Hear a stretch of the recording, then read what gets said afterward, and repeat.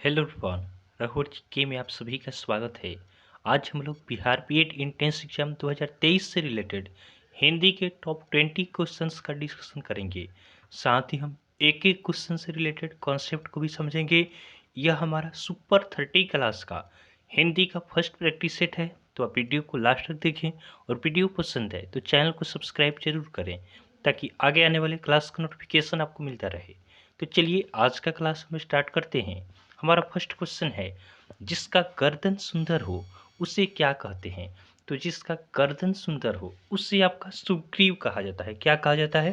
सुग्रीव कहा जाता है। तो ऑप्शन सी हमारा सही आंसर होगा। ध्यान रखेंगे, जिसका गर्दन सुंदर हो उसे सुग्रीव कहते हैं। ऑप्शन ए में है पंकज। तो पंकज किसे कहते हैं? तो जिसका जन्म आपका कीचड़ में होता है उसे क्या कहा जाता है? पंकज कहा जाता है। उसके बाद ऑप्शन बी में है अतिथि। तो अतिथि किसे कहते हैं? तो जिसके आने की तिथि निश्चित न हो उसे आपका अतिथि कहा जाता है। उसके बाद ऑप्शन डी में अनुपम है। तो अनुपम किसे कहते हैं? तो जिनका उपमा न किया जाए उसे आपका अनुपम कहा जाता है।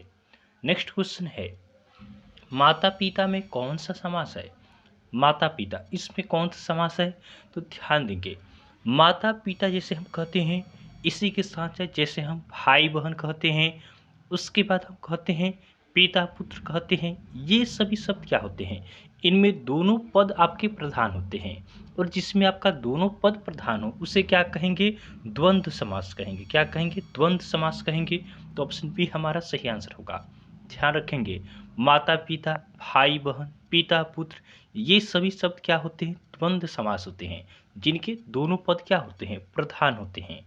नेक्स्ट क्वेश्चन है, देवालय में कौन सा समास है? देखिएगा, देवालय में कौन सा समास है? तो देवालय का हम विग्रह करेंगे तो क्या हो जाएगा? देवता के लिए आलय, अर्थात देवता का जो घर होता है उसे क्या कहते हैं? देवालय कहा जाता है। तो देखिए, इसका विग्रह करेंगे तो क्या होगा? देवता के लिए आलय, देवता के लिए आलय।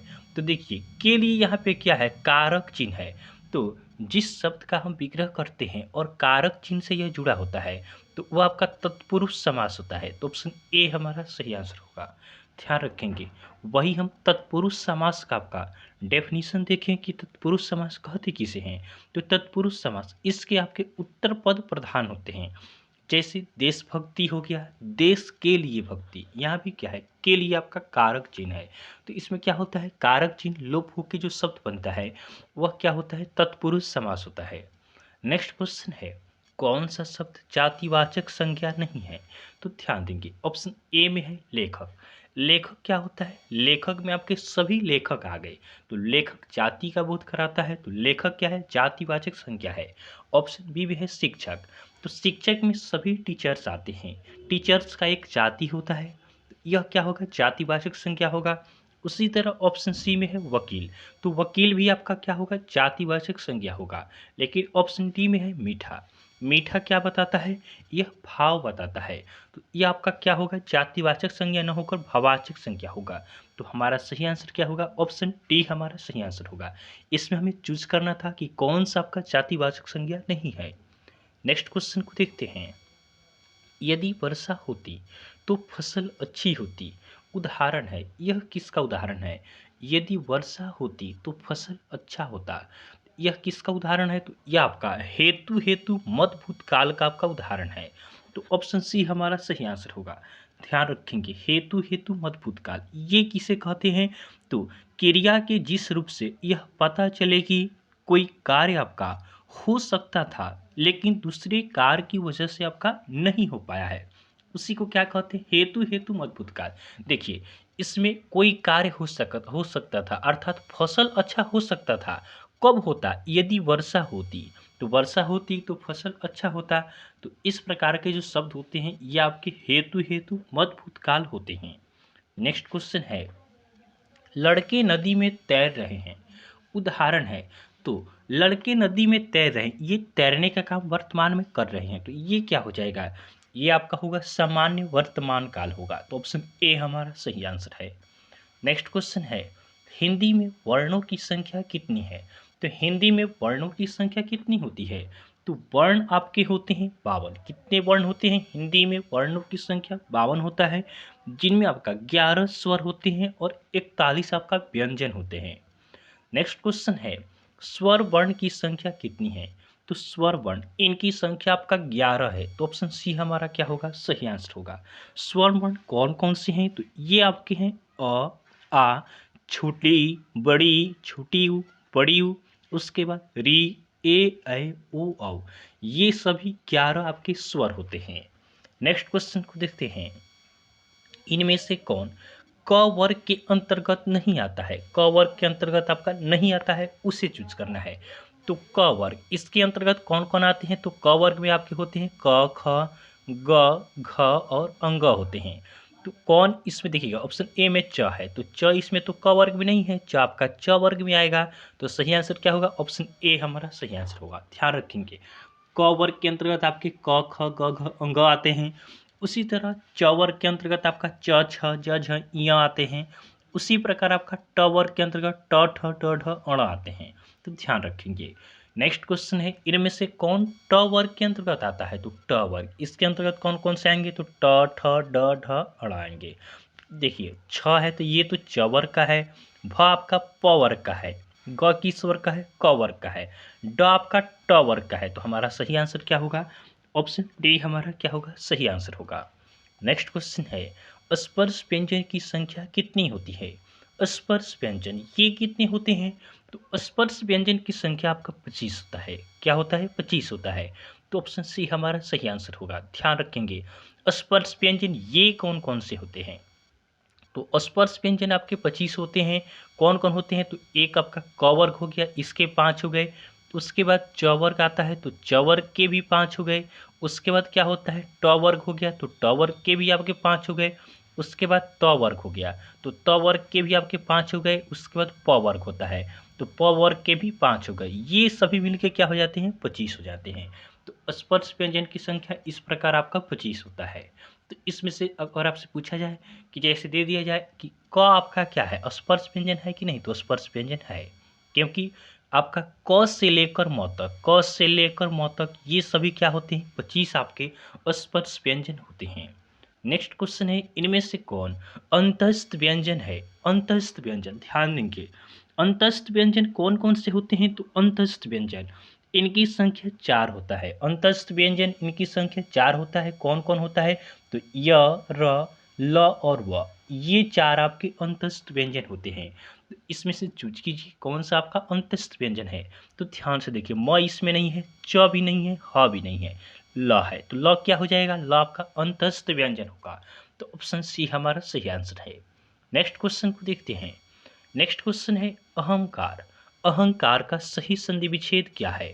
तो अहंकार क्या होता है? अहम प्लस कार क्या होगा? अहम प्लस कार होगा। तो सही आंसर क्या होगा? ऑप्शन बी हमारा सही आंसर होगा। नेक्स्ट क्वेश्चन है, सज्जन का संधि विच्छेद क्या है? तो सज्जन, सज्जन का होता है सत जोड़ जन। क्या होता है? सत जोड़ जन होता है। तो सही आंसर क्या होगा? ऑप्शन डी हमारा सही आंसर है। नेक्स्ट क्वेश्चन को देखते हैं।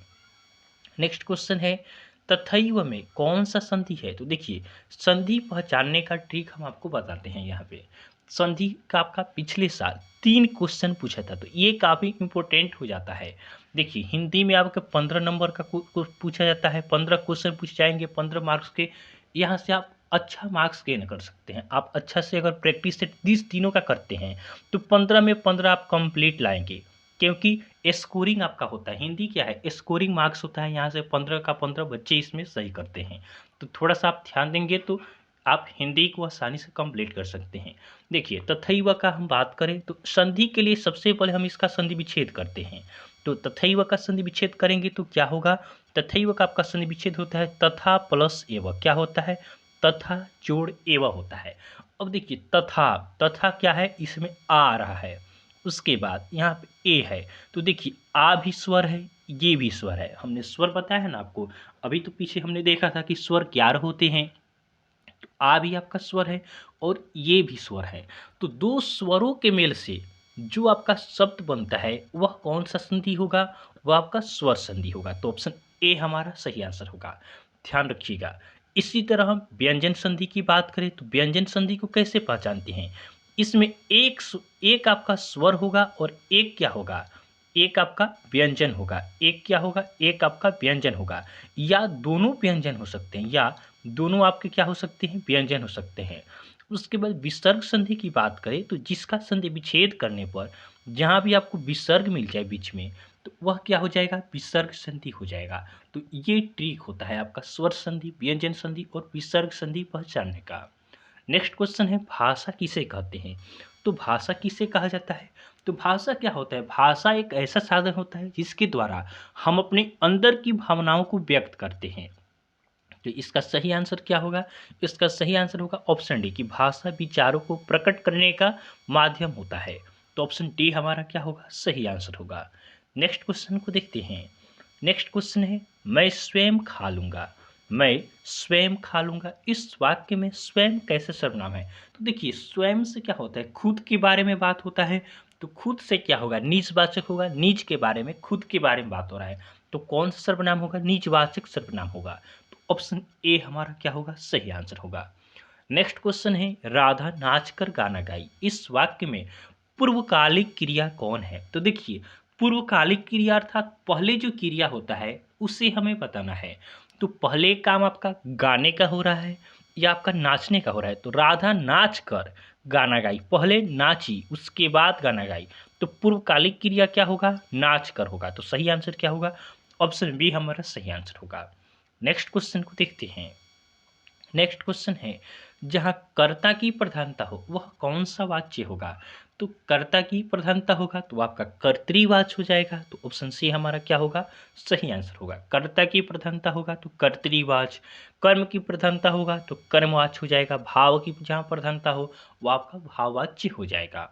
आज का हमारा लास्ट क्वेश्चन है, कमल नयन में कौन सा समास है? तो देखिए, समास चूज करना है। तो देखिए, कमल नयन, कमल नयन का हम बात करते हैं तो कमल के समान नयन हो जिसका, अर्थात भगवान विष्णु। देखिए, कमल नयन कहने से हमें क्या मिलता है, कमल के समान नयन हो जिसका अर्थात विष्णु। तो जैसे इसी तरह हम पंकज कहें तो पंकज का अर्थ क्या होता है, जिसका जन्म पाक में कीचड़ में होता है, अर्थात क्या होगा, कमल। तो देखिए, हम बात किए पंकज का लेकिन इससे मिल गया कमल, या हम बात किए कमल नयन का, इससे मिल गया विष्णु। वहीं हम बात करें नीलकंठ का, तो जिसका नीला कंठ हो अर्थात भगवान शिव, तो नीलकंठ का हम बात किए तो मिल गया शिव। तो इस तरह के ऐसे शब्द जो खुद का अर्थ छोड़कर किसी विशेष अर्थ को बताता है उसे क्या कहते हैं, उसे हम बहुव्रीहि समास कहते हैं। तो ऑप्शन बी हमारा सही आंसर होगा। ध्यान रखेंगे, बहुव्रीहि समास ये काफ़ी इंपॉर्टेंट होता है। अक्सर एग्जाम में बहुव्रीहि समास आपका पूछा जाता है। तो जो खुद का अर्थ छोड़कर विशेष अर्थ को बताएगा उसी को हम बहुव्रीहि समास कहते हैं। तो इस तरह हमने बिहार बीएड एंट्रेंस एग्जाम 2023 से रिलेटेड हिंदी के टॉप 20 क्वेश्चंस का हमने डिस्कशन किया है। तो आपको वीडियो पसंद आया हो तो आप वीडियो को लाइक करें और चैनल को सब्सक्राइब जरूर करें, ताकि आगे आने वाली क्लास का नोटिफिकेशन आपको मिलता रहे। तो चलिए, आज के लिए हम इतना ही रखते हैं, फिर नेक्स्ट वीडियो में आपसे मिलेंगे, तब तक के लिए धन्यवाद।